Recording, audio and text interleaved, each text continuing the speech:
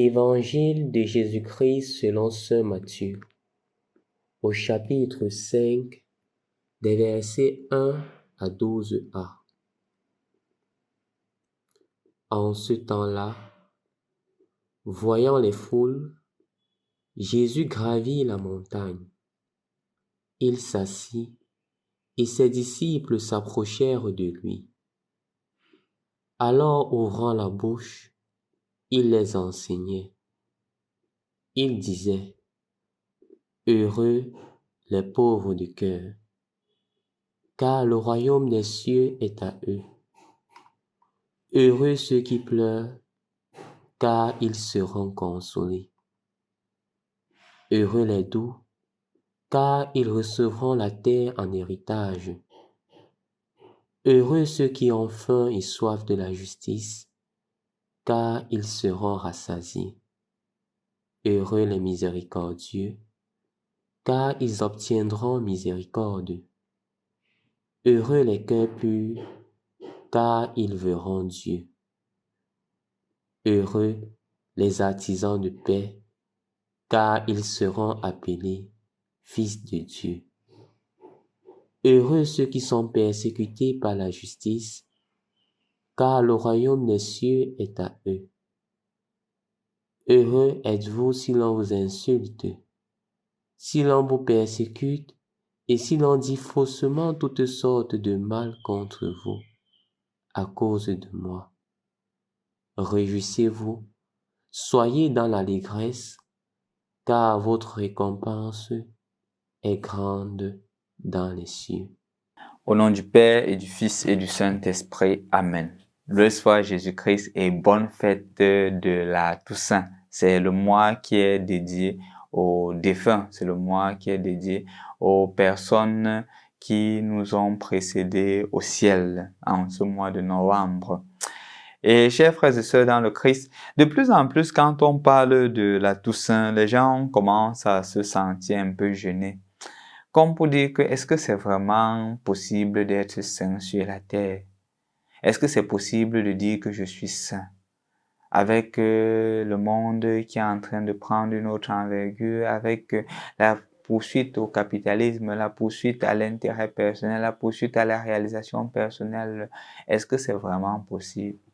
Et de plus en plus, la Toussaint n'est plus une fête qui devient un engouement, un zèle pour dire que je peux aussi devenir saint de ce millénaire. C'est vrai, et c'est compréhensif. C'est compréhensif dans la mesure où la réalité du monde n'est pas facile. Et comme disait Saint Paul, ce que je veux faire, je ne fais pas. Et ce que je ne veux pas faire, je me retrouve en train de le faire. C'est ça. Face à ça, on se dit qu'il n'y a plus d'espoir. Comme on dirait en tagalo, voilà, pas grâce. Voilà, Anna. Mais chers frères et sœurs dans le Christ, la sainteté n'est pas une chose qui est acquise du jour au lendemain. C'est la première chose qu'il faudrait que nous retenions. C'est une quête continuelle, une quête permanente à la recherche et à l'accomplissement de la volonté de Dieu. Et qui n'implique pas non plus notre incapacité ou qui n'implique pas le fait qu'on ne doit pas tomber, le fait qu'on ne doit pas commettre des erreurs. Non, non. Quelqu'un disait, le plus grand saint pêche 7 fois par jour. Comme pour dire que nous sommes tous pécheurs. Nous sommes tous pécheurs. Mais cela ne voudrait pas dire que nous devrions nous installer dans notre péché. Nous devrions au contraire nous efforcer jour après jour à rechercher l'accomplissement de la volonté de Dieu. Et comment cela se fait? Le Seigneur présente le moyen ou les moyens en ce jour à travers les béatitudes. Et justement, ce qui est davantage marquant, c'est que les béatitudes qui sont présentées ici aujourd'hui ne sont pas les béatitudes à la manière du monde. L'heureux n'est pas celui qui est davantage riche. L'heureux n'est pas celui qui a beaucoup d'argent, qui a beaucoup de maisons. L'heureux n'est pas celui qui fait sentir son pouvoir. L'heureux, c'est celui qui est humble, qui est doux de cœur. L'heureux, c'est celui qui recherche la paix. Celui qui est saint, c'est toutes ces personnes-là dans le monde entier qui disent non à la guerre. C'est toutes ces personnes-là qui disent non au conflit. C'est toutes ces personnes-là qui disent oui à la réconciliation, oui au dialogue. C'est celui-là qui est heureux. Parce que regardons comment est-ce que le monde se fait aujourd'hui. Comment est-ce que le monde est en train de vivre sa réalité. La guerre, des pays qui donnent davantage les armes pour attiser davantage la guerre, la haine, les divisions qui vont se perdurer de génération en génération. Non, ce n'est pas celui-là qui est heureux. Ce n'est même pas celui-là qui tue les autres et qui gagne la guerre qui est heureux. C'est au contraire. Cette petite voix qui continue à dire dans les parlements, qui continue à dire dans les réseaux sociaux non à la guerre, oui à la paix, oui au dialogue, oui à la réconciliation, oui au pardon. C'est celui-là qui est heureux. C'est celui-là qui est heureux. Heureux les doux. Heureux ceux qui sont humbles. Heureux ceux qui savent reconnaître leurs fautes. Heureux ceux qui savent dire pardon. Heureux qui savent dire je demande pardon. Heureux ceux qui disent je te pardonne. C'est ceux-là qui sont heureux. Heureux les doux et les humbles de cœur. Heureux ceux qui ont soif de la justice. Heureux justement ceux-là qui ne se sentent pas à l'aise quand il y a des situations d'injustice, spécialement dans notre monde, dans le monde d'aujourd'hui, où l'injustice devient la monnaie courante, où puisque j'ai l'argent, je crois que la justice sera toujours en ma faveur, où malheureusement, parfois, certains magistrats, certaines personnes haut gradées n'appliquent pas la justice.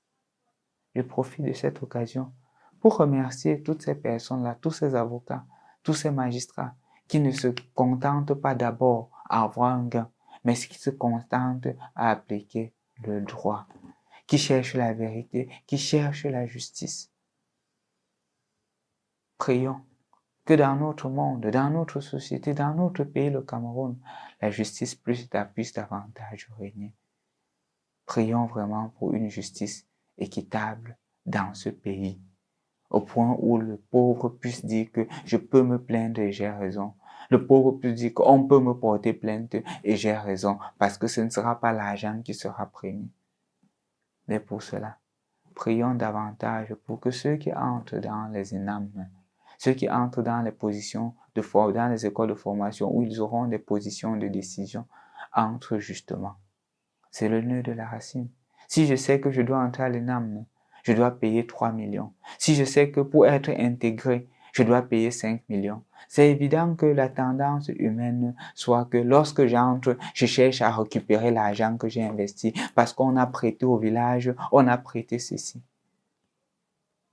Si tu es entré, mon frère, ma soeur, parce qu'on a corrompu, ça ne veut pas dire que tu peux être comme ça. Entre, tu te dis que tu peux changer la chaîne. Sois plutôt assoiffé de la justice et non de l'injustice. C'est pas parce que tes voisins, tes collègues de service ont 2, 3 voitures à cause des magouilles que tu dois aussi te sentir appelé à avoir 2, 3 voitures. Tu peux te contenter de la voiture qui t'est donnée en vue de construire le règne de Dieu. Et là, le Seigneur te dit heureux. Toi, tu es le saint d'aujourd'hui, avec cette attitude qui est la tienne. Non pas faire comme tout le monde fait, mais faire dépendamment de la volonté de Dieu. Toi, tu es heureux. Toi, tu es heureux quand tu es artisan de la justice, quand tu as soif de la justice. Heureux es-tu. Vous voyez, chers frères et sœurs dans le Christ, la béatitude ou les béatitudes que le Seigneur nous propose, ce n'est pas de trouver son bonheur dans ce qui est éphémère, c'est de trouver son bonheur dans ce qui est éternel, dans ce qui dure de génération en génération. Toi, où est-ce que tu trouves ton bonheur? Trouves-tu ton bonheur dans l'éducation de tes enfants, dans le fait de t'efforcer de donner de quoi manger à tes enfants? Trouves-tu ton bonheur dans le fait d'aider les personnes en difficulté?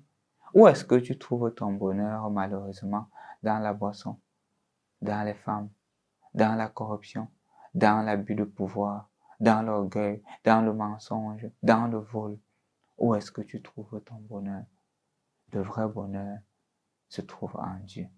Toi, tu as déjà fait l'expérience que tous ces bonheurs-là, ce sont des bonheurs temporaires, des bonheurs éphémères. Heureux es-tu si tu construis ton bonheur dans ce qui dure, dans ce qui est éternel, parce que le Seigneur ne peut ni me tromper, ni se tromper.